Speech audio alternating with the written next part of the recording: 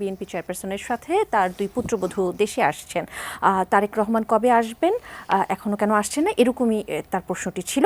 আরেকটি প্রশ্ন, স্থানীয় সরকার যে নির্বাচন, যে জাতীয় সরকার নির্বাচন আগে হবে না স্থানীয় সরকার নির্বাচন আগে হবে, আপনাদের একটি অবস্থান রয়েছে, সেটি নিয়েও কি তিনি প্রশ্ন করতে চেয়েছেন?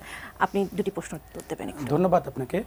প্রথমে আমি আওয়ামী লীগ সম্পর্কে একটা কথা বলতে চাই, যেটা ও বলতেছিল যে এখন পর্যন্ত কিন্তু শেখ হাসিনা এবং শেখ হাসিনার যারা দোসর, শেখ রেহানা, জয়, এরা জাতির কাছে এখন পর্যন্ত ক্ষমা চায় নাই, বরং এরা এই যে বিশাল একটা হত্যাযজ্ঞ করেছে এটাকে তারা জাস্টিফাই করতে চায়।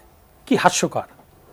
প্রথমে তাদেরকে ক্ষমা চাইতে হবে জাতির কাছে, তারপর জনগণের কাছে অ্যাপিল করতে হবে, তারপরে চিন্তা যে তারা রাজনীতি করতে পারবে কিনা। তার আগে তাদের রাজনীতি করার আসলে কোনো অধিকার থাকা উচিত নয়। স্বাস্থ্যকর অল টাইম ফ্যামিলি কেক, সব সময় অল টাইম হেলদি লাইফ। আমি বর্তমান ইন্ট্রিম গভর্নমেন্টে যারা আছেন তাদের কাছে অনুরোধ করতে চাই যে আপনারা অতি দ্রুত আওয়ামী লীগের বিষয়ে সিদ্ধান্ত নেন এবং সকল রাজনৈতিক দলের মতামত নিয়ে আওয়ামী লীগ সামনে রাজনীতি করতে পারবে কিনা এ ব্যাপারে একটা সিদ্ধান্ত গ্রহণ করুন।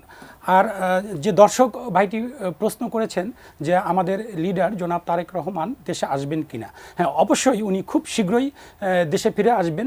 ওনার দেশে ফিরে আসার সাথে কিন্তু কিছু প্রশ্ন জড়িত, যেমন ওনার রেসিডেন্স বা উনি কোথায় থাকবেন, ওনার সিকিউরিটি কনসার্ন থাকে। এই বিষয়গুলো কিন্তু খুবই গুরুত্বপূর্ণ, কারণ মনে রাখতে হবে তারেক রহমান বাংলাদেশ প্রেমী এবং উনি জাতীয়তাবাদী শক্তির ঐক্যের প্রতীক। কাজেই ওনার ফিরে আসাটা অনেক বিষয়ের উপর নির্ভর করবে।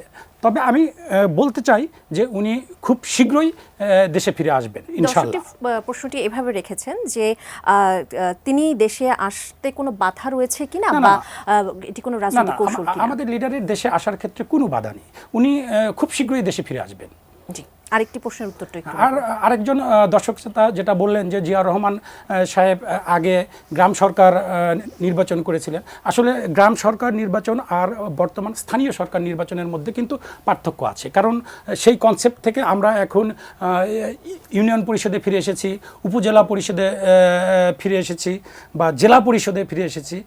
বাংলাদেশের কোনো জাতীয় নির্বাচনের আগে কখনোই এই স্থানীয় সরকার নির্বাচন হয়নি। জাতীয় নির্বাচন হওয়ার পরেই এই স্থানীয় নির্বাচনগুলো হয়েছে। কাজেই যে দর্শক শ্রোতাটি বললেন, আমার মনে হয় উনি সঠিক বলছেন না।